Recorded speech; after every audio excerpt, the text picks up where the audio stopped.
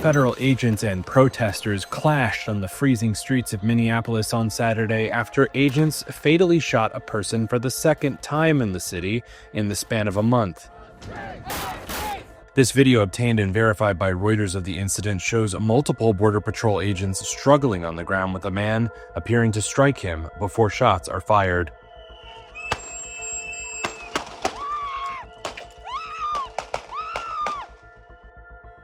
Local media have identified the man who was killed as 37-year-old Alex Pretti. Public records show Alex Pretti lived in Minneapolis, and people who identified themselves on social media as former colleagues said he worked as a nurse. The U.S. Department of Homeland Security said the Border Patrol agent fired in self-defense after attempting to disarm a man who was a U.S. citizen. Federal officials said he approached them with a handgun and 2 magazines. Reuters could not verify DHS's description of events.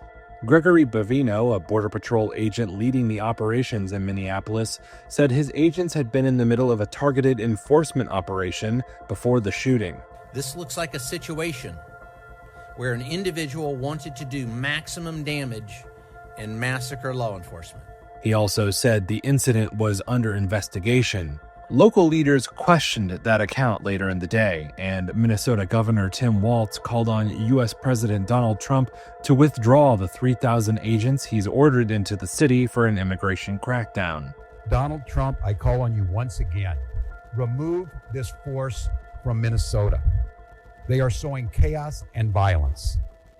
We've seen deadly violence from federal agents again and again and again. Minnesota officials later said that their investigators had been blocked from the scene. City Police Chief Brian O'Hara said the man killed on Saturday was a lawful gun owner with no criminal record other than traffic violations.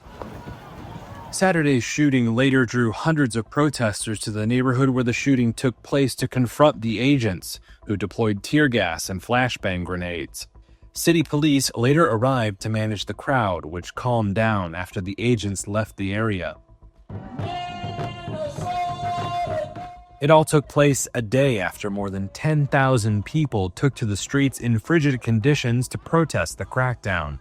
Walz and other Minnesota officials were already at odds with the Trump administration over the shooting of 37-year-old Renee Good by a federal immigration agent.